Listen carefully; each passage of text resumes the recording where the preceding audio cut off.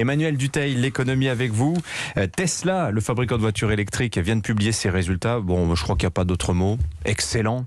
Oui, Excellent. vous auriez pu dire aussi impressionnant, Incroyable. étonnant, déroutant. Voilà, on aurait pu utiliser plein de qualificatifs. Alors, déroutant pour les voitures, c'est pas terrible, quand oui, même. c'est vrai. Électrisant, Vincent Aresson, c'est peut-être ça finalement le bon mot qu'il fallait choisir ce matin.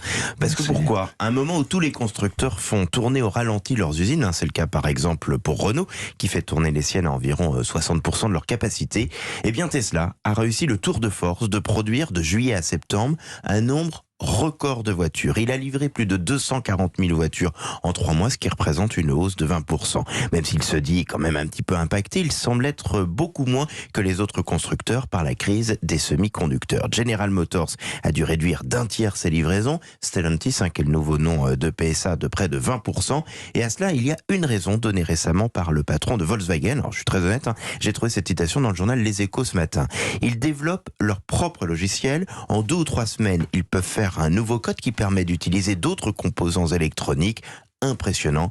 Si même les concurrents se mettent à utiliser des superlatifs, c'est dire. C'est vrai que Tesla a un modèle qui fonctionne à plein, mais tous les constructeurs arrivent sur l'électrique. Ils vont avoir de la concurrence. En effet, le succès de Tesla montre une chose, que la demande pour les voitures électriques n'a jamais été aussi forte. Les ventes de ces véhicules ont représenté en France 13% des ventes le mois dernier. C'est énorme et l'accélération est très rapide. C'est pour cela que tous les gros constructeurs, en effet, se lancent. Volkswagen est en train d'entreprendre un virage majeur. Ford, aux États-Unis, est en pleine mutation. Renault, qui a cru très vite, grâce à Carlos Ghosn, va tenter également de garder son avance. Mais voilà, est-ce que ce sera suffisant face à un Tesla ? Pas sûr, parce que la force de Tesla, c'est déjà de faire de belles voitures. Mine de rien, c'est déjà pas mal. Et surtout de tout ou presque tout maîtriser. Déjà, ils ne font que des voitures électriques.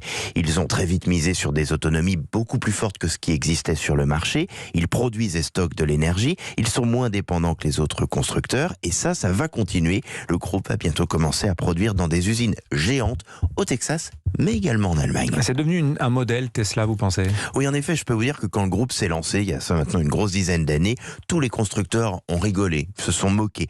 Personne ne croyait au fait qu'Elon Musk, le patron, puisse réussir à créer comme ça, à partir de rien, un constructeur automobile. Il a eu, il faut bien le reconnaître, toutes les difficultés du monde au démarrage à produire ses premiers véhicules. Il a souvent déçu aussi le marché en n'arrivant pas à réaliser ses promesses. Mais là, force est de constater que la machine est lancée. C'est une sacrée leçon pour les gros constructeurs qui regardent maintenant tous avec admiration ce modèle. Un grand patron de l'automobile français me disait récemment « Espérons que nous ne serons pas pris en ciseaux entre le haut de gamme électrique de Tesla et les voitures chinoises électriques d'entrée de gamme très compétitives qui arrivent. Le combat est encore loin d'être perdu et nos constructeurs français ont des armes quand même pour s'en sortir. Produire 2 millions de voitures électriques d'ici 2030, comme demandé par Emmanuel Macron, c'est bien et c'est sûrement possible. Mais pour cela, il faut développer tout un écosystème de la conception à la production en passant par des batteries un peu plus à nous. Un sacré défi, mais un défi palpitant pour nos constructeurs. Merci Emmanuel Dutheil. Bonne journée, bon week-end à tous les deux.